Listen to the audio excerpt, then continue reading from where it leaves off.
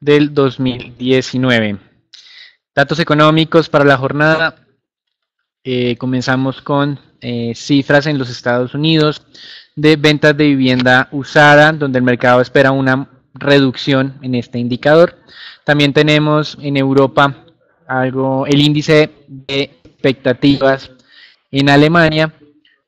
Y por otro lado, tenemos en Colombia cifras de actividad económica y de balanza comercial, así como en Japón. Sobre la actividad económica de Colombia, el mercado tiene una expectativa de aceleración de niveles del 2.3 hacia el 2.9%. Recuerden que estamos calculando un crecimiento del último trimestre del 2.7 y para todo el año del 2.6. Con relación a los anuncios de las últimas horas, lo más relevante ha sido la actualización de pronósticos de crecimiento que realizó el Fondo Monetario Internacional. La última medición había sido del mes de octubre. En ese momento había calculado que el mundo iba a crecer este año el 3.7%, la redujo a 3.5% y además advirtió que el riesgo es que continúen haciendo esas revisiones a la baja, teniendo en cuenta que los últimos datos han sido más débiles de lo que ellos habían estado esperando. Como era de esperarse, han advertido sobre los problemas de índole comercial como el principal factor que podría estar generando esta reducción o esta moderación en el crecimiento. Y obviamente el Fondo Monetario Internacional hizo un llamado a que los países trabajen de manera conjunta, pues creen que individualmente los espacios que tenían la política monetaria y la política fiscal son más limitados en esta ocasión o en este año que frente a ocasiones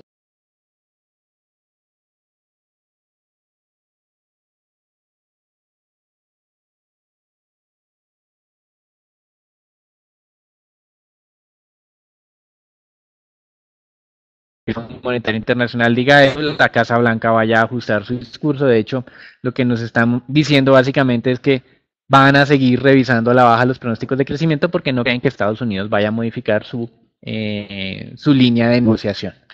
Recuerden que estamos en un periodo de tregua entre Estados Unidos y China, periodo de tregua que finaliza en el mes de marzo. Y digamos que la próxima semana tenemos la visita del viceprimer ministro chino a Estados Unidos, que tal vez es el funcionario de mayor rango que se va a involucrar en este momento en las negociaciones comerciales. Es un buen anuncio, sí, pero pues ya el Fondo Monetario Internacional nos está dando la advertencia que si no cumplen las expectativas de estas negociaciones, pues ellos van a seguir revisando a la baja el tema de crecimiento. Puntualmente, sobre la mayoría de países realizaron revisiones a la baja de ese 20 puntos básicos. Como mencioné, en el mundo pasaron del 3.7 al 3.5. Tal vez la única región que se acelerará en el año 2018 en el 2019 frente al 2018 es América Latina, pero se va a acelerar a un menor ritmo de lo que ellos tenían previamente contemplado. Y ven que Turquía y México están afectando a los emergentes durante este año. Esperan que el próximo año los emergentes como un todo se aceleren, básicamente por temas de Argentina. Entonces, digamos que en cierta medida el diagnóstico que lanzó el Fondo Monetario Internacional es un poco sombrío. Pues uno no ve cómo esas advertencias del fondo puedan ser incorporadas para evitar ese escenario que ellos están planteando o esas revisiones a la baja adicionales que pueden estar viniendo. En China, el vicepresidente de la Comisión de Regulación se mostró un poco más optimista. Con respecto a China, ustedes bien saben que viene un proceso de desaceleración. Ellos dicen que esa desaceleración ha estado en línea con lo que ha venido el gobierno buscando y que ellos tienen las herramientas para evitar que esa desaceleración sea desordenada. Ellos dicen que tienen política fiscal suficiente para evitar un efecto, digamos, más negativo en el crecimiento. Finalmente encontramos un analista que decía que uno no puede esperar que China siga creciendo a los niveles de lo que lo hizo durante la última década, pues porque no es sostenible. Nosotros hacemos parte de ese grupo en este momento, que es minoría, que no se asustaría si China continúa con esa moderación de crecimiento. Pero nuestra duda es si los traders, por ejemplo, en temas de commodities, ya descontaron o no esa desaceleración. Probablemente continuemos recibiendo ruidos por parte de esos traders cuando ellos vayan ajustando sus pronósticos de precios con base en la nueva información. Una cosa es lo que digan los analistas y otra cosa es lo que dicen, como siempre ustedes saben, los que operan directamente en el mercado. En Europa continuamos con estos problemas del Brexit. El ministro británico para el Brexit, no sé si optimistamente o un poco de manera inocente, declaró que estaban trabajando en lo que iba a pedir el Reino Unido a la Unión Europea. Y uno dice, este momento es un poco tarde para estar haciendo ese tipo de anuncios, ellos ya deberían tener claro qué es lo que van a pedirle el Reino Unido a los europeos para poder lanzar este plan B de Theresa May de negociación de la primera ministra. Recuerden que el 15 de enero se presentó esa votación donde de manera categórica la primera ministra perdió. Y desafortunadamente ayer el ministro del Brexit manifestaba que ese plan de la primera ministra era el mejor plan que había, ¿sí? Que no había un plan donde ellos se encontraran que tuviera más apoyo. Así que básicamente nos está diciendo ese ministro del Brexit que no, ahorita no hay un plan B de verdad. Así la primera ministra lo esté mencionando. Aquí es interesante ver las declaraciones o hacer el seguimiento a los alemanes, que son como tal vez la principal fuerza dentro de la Unión Europea haciendo la negociación. Recuerden que el fin de semana Angela Merkel manifestaba que ellos iban a hacer todo lo posible para alcanzar un acuerdo con el Reino Unido. Pero la ministra de Justicia de Alemania, que tiene doble nacionalidad, la británica y la alemana, manifestaba que tal vez lo mejor era que el Reino Unido realizase un nuevo referendo. Y en este tema del referendo, la primera ministra británica ha sido categórica porque dice que no le quedaría bien a la democracia del Reino Unido hacer un segundo referendo. Nosotros entendemos estas declaraciones de la primera ministra, pues como ustedes bien saben, fue una diferencia de 52 a 48. Hemos advertido que los sondeos de intención de voto no muestran un cambio en estas intenciones. Nuevamente podría ganar el Brexit. Y si ustedes lo piensan, si por alguna cosa llegara a ganar la alternativa en ese referendo de permanencia dentro de la Unión Europea, muy probablemente la diferencia no sería muy grande y nuevamente tendríamos a los que apoyan el Brexit tratando de lanzar un tercer referendo, ¿sí? Entonces esa declaración de la primera ministra de que no está tan de acuerdo con hacer un nuevo referendo tiene esa connotación de no afectar la confianza sobre lo que son las decisiones de carácter político en este país. Al mismo tiempo yo les he mencionado a ustedes que Jeremy Corbyn, que es el líder de los laboristas, él quiere un referendo, ¿cierto? Es decir, está alineado con lo que dijo la ministra de Justicia alemana. Pero ya hemos visto que la primera ministra no se ha comprometido con él en este frente. Tampoco la primera ministra se ha comprometido a confirmarle a Jeremy Corbyn que no habrá un Brexit sin acuerdo, bajo el entendimiento, o hay un entendimiento dual de la primera ministra. Número uno, el riesgo de que no haya acuerdo para ella es como un caballito de batalla para lograr un mejor acuerdo con la Unión Europea, porque es una amenaza para ambas partes, ¿sí? Y por otro lado, no quiere, desde el lado político, encender nuevamente a los que defienden el Brexit sin acuerdo, porque ella siente que su posición o el tema de negociación en este momento en el Parlamento es muy débil. Entonces, digamos que todas esas facciones que mencionábamos nosotros en los comités pasados se mantienen en el Parlamento británico y no ve cuál vaya a ser la salida más sencilla o más viable de aquí en adelante. Por el momento tenemos que el 29 de marzo es la fecha límite y todo se está moviendo en apariencia para postergar esa fecha, pero pueden postergar la fecha y no sabemos qué va a pasar de todas maneras. El mercado reaccionó de manera favorable la semana pasada porque daba por hecho que iban a postergar la fecha, pero el problema seguía. Es decir, por ahora no va a haber la solución, pero tampoco vamos a tener el Brexit el 29 de marzo.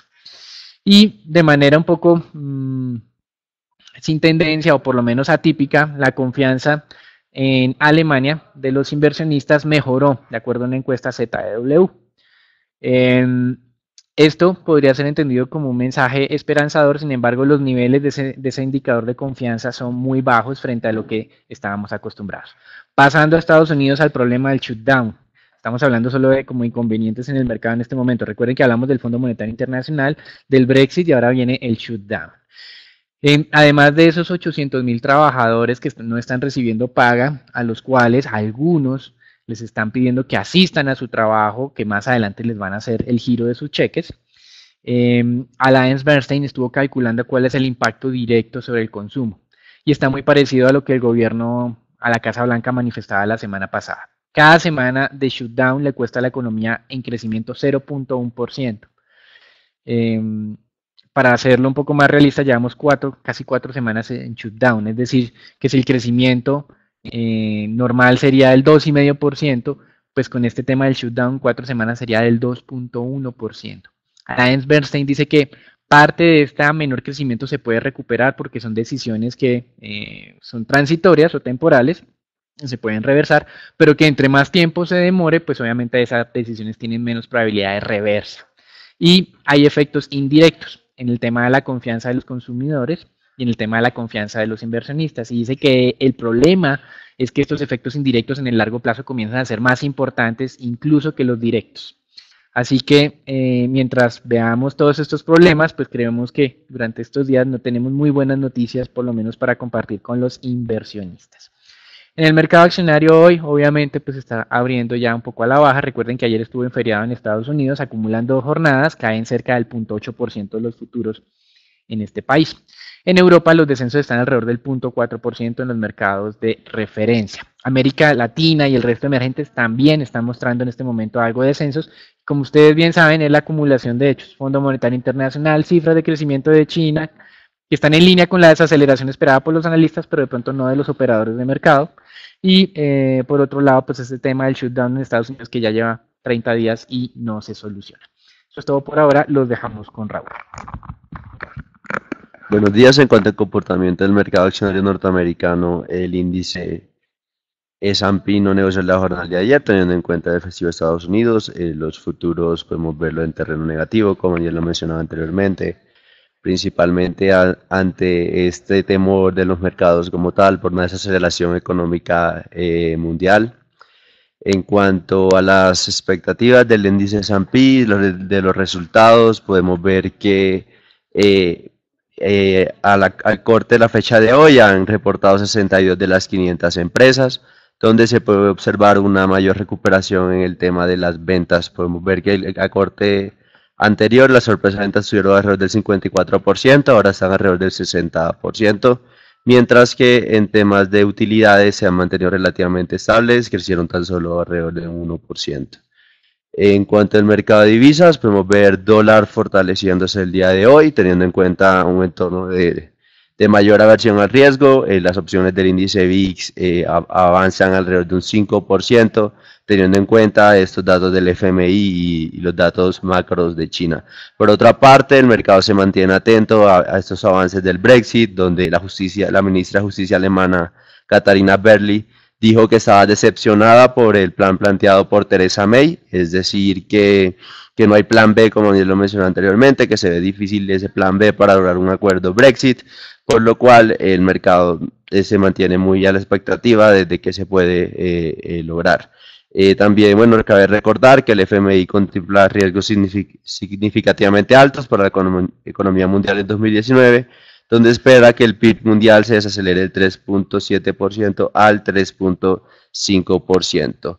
En resumen, podemos ver dólar como tal fortaleciéndose contra los principales y podemos ver yen ganando valor teniendo en cuenta que es considerado un activo refugio. Esto fue todo por el mercado de divisas. Los dejo con el mercado de renta fija con Daniel.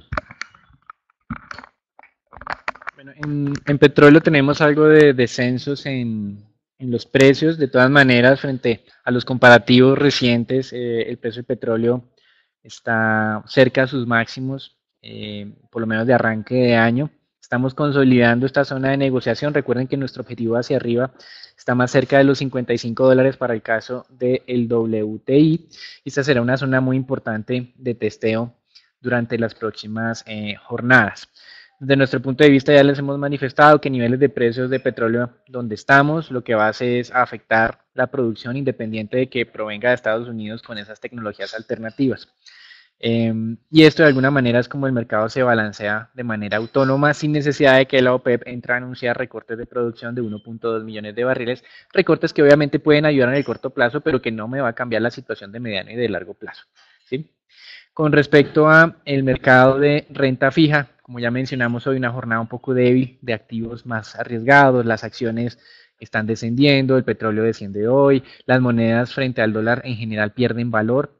Entonces, obviamente, lo normal es que ante estos escenarios de arranque de jornadas negativas, pues haya búsqueda de algo de refugio en títulos de renta fija de referencia, y lo que estamos viendo precisamente en los tesoros de Estados Unidos. La semana pasada habían cerrado niveles del 2.79, los tesoros a 10 años, y hoy estamos por debajo del 2.75. Esto pues es normal. Sin embargo, recuerden que ayer nosotros destacábamos que a pesar de que estábamos cerca del 79, era un nivel de empinamiento de curva muy bajito, que seguía recordando los temores que tienen varios inversionistas acerca de esa posible inversión de curva y eventualmente dentro de 1 o 2 años un escenario recesivo en los Estados Unidos. Recuerden que para este año estamos esperando reducción en el crecimiento de Estados Unidos y no porque se venga un escenario recesivo, sino porque es algo normal. El nivel de crecimiento potencial de Estados Unidos es 2%. Esa reforma tributaria de Trump a destiempo generó crecimientos hasta de 4%. Es decir, hay que reversar eso porque eso no era sostenible. ¿Sí? Y Estados Unidos, de acuerdo al Fondo Monetario Internacional, crecerá este año el 2.5%. De hecho, nos parece que el Fondo Monetario Internacional sigue siendo muy optimista con relación a Estados Unidos. Creemos que puede haber una reversión más fuerte en esa dinámica sin que sea recesión.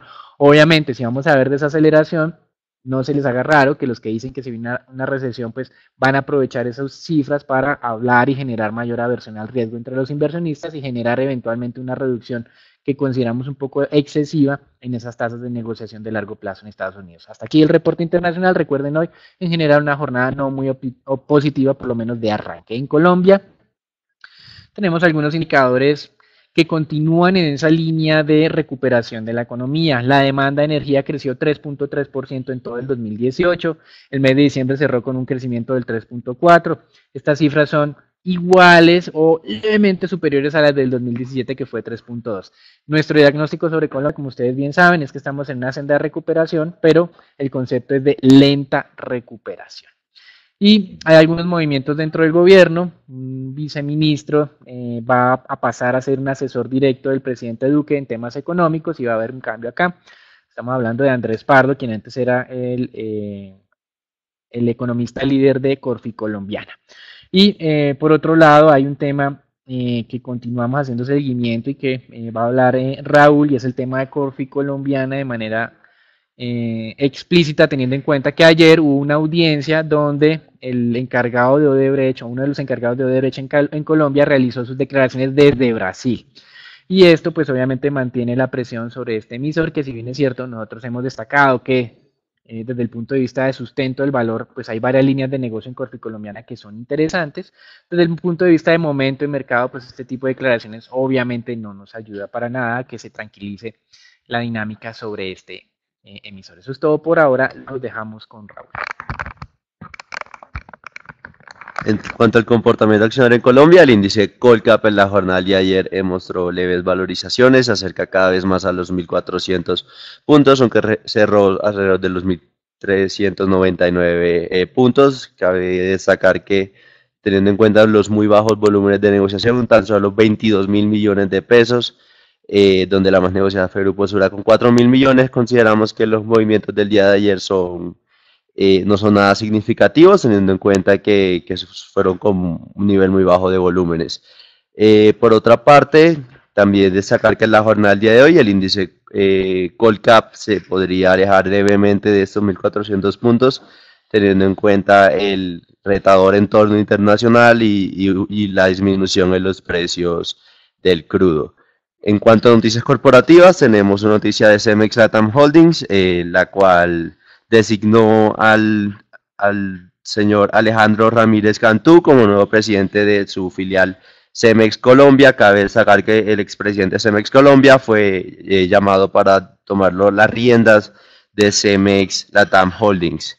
En cuanto desde el punto de vista técnico, tenemos la acción de Corficol, la cual, como se puede observar en la gráfica, esta ha venido mostrando recuperación a paso de tortuga, aunque según indica técnico la tendencia podría ser a la baja.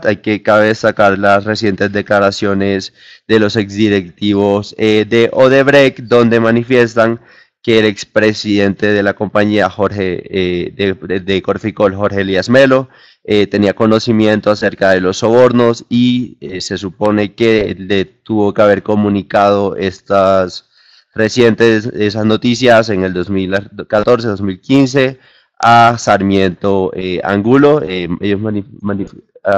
A Sarmiento Gutiérrez. Cabe recordar que no, como tal, ellos mencionaron que no tienen precisión de si se realizó como tal, se le comunicó noticia como sí o no, pero esto podría generar ruidos adicionales sobre la acción de Corficol en el día de hoy. Desde el punto de vista fundamental, cabe recordar que Corfi Colombiana mantiene buenos resultados, principalmente mantiene la buena dinámica de Promigas junto a recientes ingresos adicionales, teniendo en cuenta mayor reconocimiento por parte de las 4G, teniendo en cuenta más reconocimientos principalmente por Covi Andina y Covi Pacífico. Entonces, ¿qué esperamos de Corficol? Desde el punto de vista fundamental, la compañía mantiene sólidos resultados, aunque teniendo en cuenta estos recientes ruidos de gobierno corporativo, podría generar presiones a la baja adicionales sobre la acción. Y por otra parte tenemos la acción de Banco de Bogotá,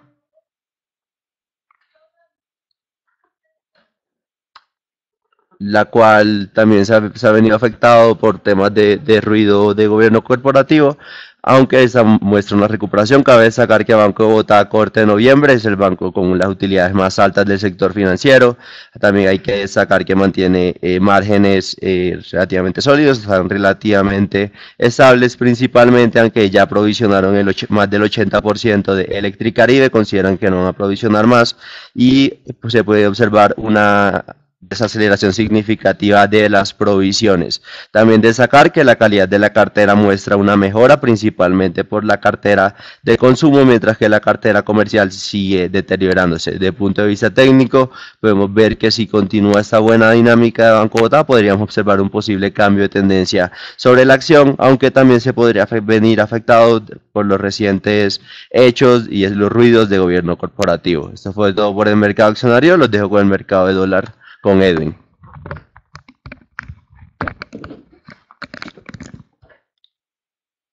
Buenos días. En la jornada de ayer no hubo mercado spot por el feriado que hubo en Estados Unidos de Martin Luther King.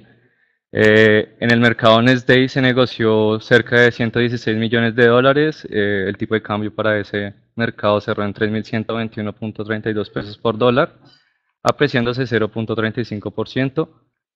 Continuamos esperando mayores apreciaciones en el peso colombiano hasta los niveles de los 3.100, principalmente por la correlación que ha venido teniendo con el petróleo, con los precios del petróleo, que como lo decía Dani, pues creemos que podría llegar a los 55 dólares.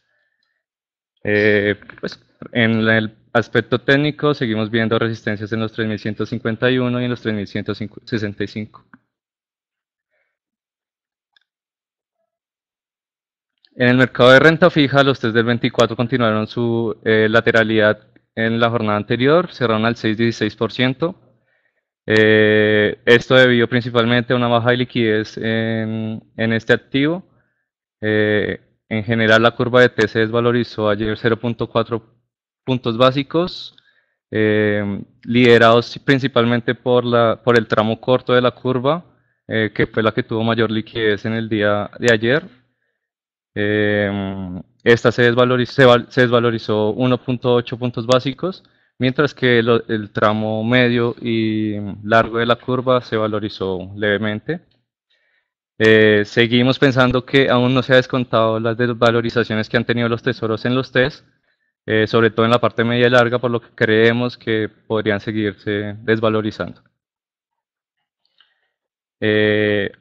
Para hoy también la Nación va a colocar test de corto plazo por 350.000 millones. Y en deuda privada, el Banco Popular va a emitir bonos ordinarios el 13 de febrero por montos entre 200.000 millones y 350.000 millones. El 12 de febrero conoceremos el monto definitivo, la serie y las tasas techos, y será publicado en el Diario de la República. Bueno, agradecemos su atención al comité GSC. Como es normal, los esperamos ya el día de mañana en una nueva emisión y que continúen haciendo seguimiento a los eventos del mercado de capitales colombiano a través de nuestras redes sociales.